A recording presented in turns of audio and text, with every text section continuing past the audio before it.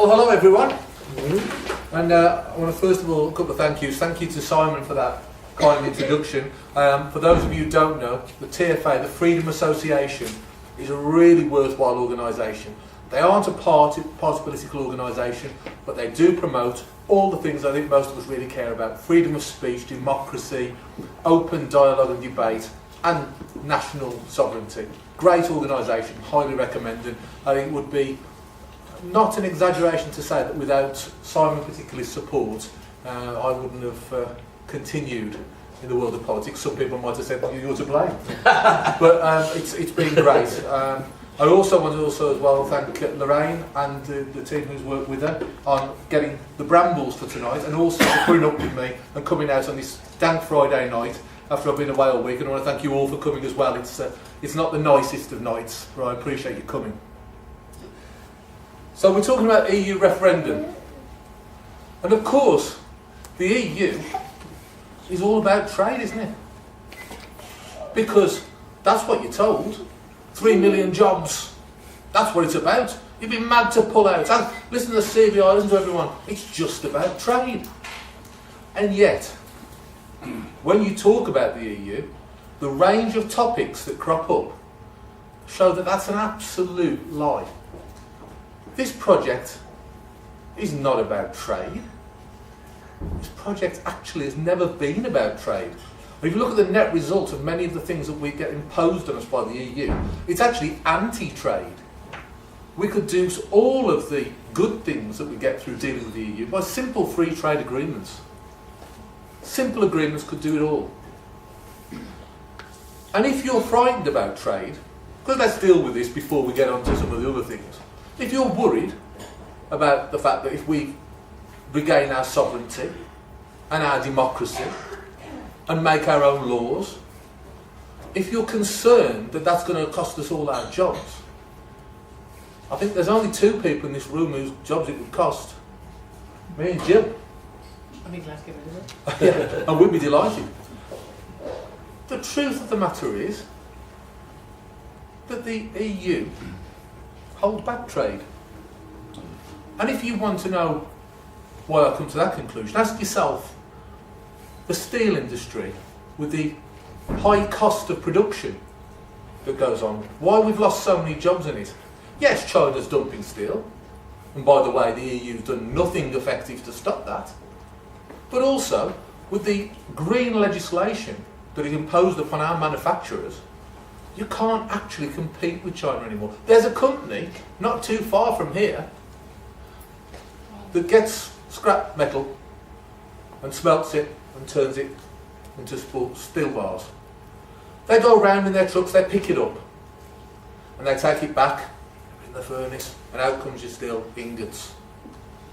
Their competition in China hires trucks, they're around the same places, they drive to the port, they get on a boat, they go to China, they get another truck, they go to the factory inside China, gets melted down, gets put into ingots, back on the truck, back on the boat, on another truck, comes here, sell it off the price. Now, some of that might be down to lower wages, but the vast majority is down to cheaper production. They are not laboured and held back with so many rules and regulations as we are. We are held back in so many ways. And if you're concerned that we're going to be isolated, just think of this. There's 196 countries in the world, I believe, and 28 in the EU. Now the concern is that if we leave the EU, we'll become isolated, we'll float off into the sea. No one will want to know us. Germany won't want to sell their cars to us anymore. No one will want to deal with us. We'll just float away into this irrelevant little speck in the ocean. I thought, well, maybe that's true. But if there's 196 countries in the world and only 28 are in the EU, well, how are those other 168 coping? They must be really down on their uppers. So I thought, well, who are they? USA, Canada, India, South Africa, China, all of them isolated, unable to trade. They seem to be doing all right. So let's not get carried away with the scare stories. And let's also think about a couple of things. that are taboo. Now, I've created a bit of a stir tonight because I've said a few things I was going to say in the press in advance to try and get some interest. I thought, well, we'll try and get a few people here on a Friday night, let's say something and get some interest. And I'm very gratified that we have some media coverage tonight. Well, I've mentioned a naughty word that I shouldn't mention. For now, we'll call it the E word. But I'm going to mention another naughty word that you're not normally supposed to mention. The P word. Patriotism. There is nothing evil, bad, racist, monstrous about being patriotic. You can stand here and say, I absolutely love my country. I am proud to be English and British. And by the way, from the black country as well. Nothing at all wrong with that. Pride in where you come from and where you live is a great thing. And some of the people who are the proudest British are actually immigrants. Who are so, they've travelled a long way to come here, and when they've settled, they're delighted. They want it. There is nothing wrong with being patriotic. And to be patriotic would suggest that you want your country to be free and not be controlled from Brussels or Strasbourg. But I'll mention another of those naughty words. I mentioned the E word. The E word stands for Enoch, because I merely quoted that he once said, those whom the gods wish to destroy, they first make mad. Well, it's madness not to control your own borders. It's madness not to make your own rules and laws. It's madness to see your democracy frittered away by people in Brussels and Strasbourg who care nothing for what you think. They couldn't care less. They are so far removed from reality. They don't even know what day-to-day life is. We spend time out there, we live there a lot of the time, and it's easy to see how it happened. They live in this sort of self-contained bubble. You think Westminster's bad, you want to see these guys. They don't know what reality is. And the madness that they've inflicted on us is uncontrolled mass immigration. I stress the uncontrolled part of it. They have no concept of how to stop the flow that is coming in through Turkey and into Greece now and into the whole of Europe. They cannot control it. They admit they can't control it. And you end up with a situation where security is impossible to maintain.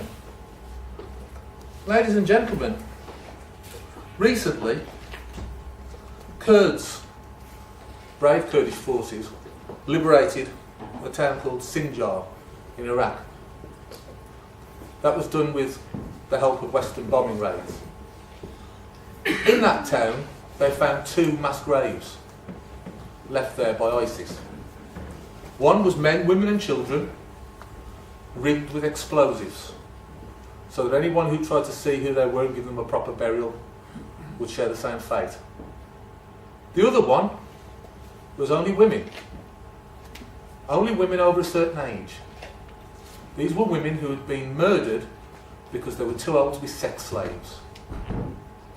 This is the kind of monstrous barbarity that ISIS represents. In order to stop an enemy like ISIS, you have to be on a warlike footing. You cannot do it without war. You cannot invite the enemy into where you live. You've got to know who's coming. I recently went to an interfaith conference in Birmingham, and Muslims, Jews, Sikhs, Hindus, Christians united together saying they wanted to stop this. There was reference made to the First and Second World War when people from the Commonwealth united to fight tyranny. We can unite again, of all faiths, to fight barbarity. And that's what this battle's against. It's against barbarity and views that are so outdated and outmoded. They belong past the Dark Ages. These people are evil and monstrous. They are vermin on the face of the earth. And the only way that we can stand firm as civilised people with civilised values is to have control of our borders, strong defence and our own policing, so that we can make sure that the infection of ISIS doesn't spread any further. God knows it's spread far enough. There is an enemy within of people. They are not all Muslims. It's a case of people who have come in alongside the other people. And we don't know who's coming and who isn't, because we can't control it. That's the problem. The whole concept, one of the founding principles of the EU is free movement of peoples. It's non-negotiable. You can't stop this happening. The only way to stop this happening is to leave. And then we can control our borders. Then we know who's coming. Then we can fight a war, not against terrorism, against barbarism, civilization against barbarism. That's what this is. And any of us who's watching what happened in Paris, and who've seen what's happened to hostages who've been taken by these animals, knows that there is only one way to fight this, and it is to fight to the death. Because our values and theirs will never coexist. It can't be done. So it's important that we use strong terms on this and don't shy away from it. And I haven't. And there's one thing I'll say before I'm running on time. There's one other thing I want to mention before sitting back down, and hopefully we'll get some questions and comments from the audience. There's something that's happening in this region that is EU-led as well. It's not of the same scale of the war between civilization and barbarism, but it's something that's taking our democracy away, and it's led by the EU. It's called regionalisation. It's called a combined authority. Ladies and gentlemen, your vote at local elections no longer count. You have an inbuilt majority of the Labour Party. You've got good old Councillor Cooper, who thinks he's, having said recently that he wasn't going to ever believe in Metro mayors, now wants to be one. I think he's probably seen how much it cut the wage packages. And this is going through, pushed through, so power is going up, away from the people, administration costs down from Whitehall, we have this blob here, your vote will count for nothing, and guess what? It's being done to facilitate loans from the EU that come through my committee in Parliament, the Regional Development Committee. Not grants anymore, loans. Then by the time these loans have to be paid back, Councillor Cooper and co will be enjoying their pensions, and we'll be all having to pay it back, and we'll have the legacy of EU schemes that we have to continue with because the funding stream rely on it. So I've touched on a few things. The EU is not about trade, the EU is about control, and it's about destroying our way of life. That's what's happening. It's that important. And I'm going to use a phrase that Bill's already touched on. It was given to me by Gordon at the back. I'm not going to plagiarise all the time without giving you the credit, mate.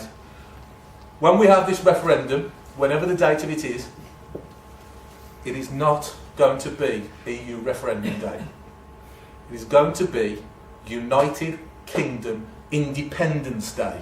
And it's a day that we will always remember and celebrate because it's the day we started putting our country right and winning our freedoms back. Thank you.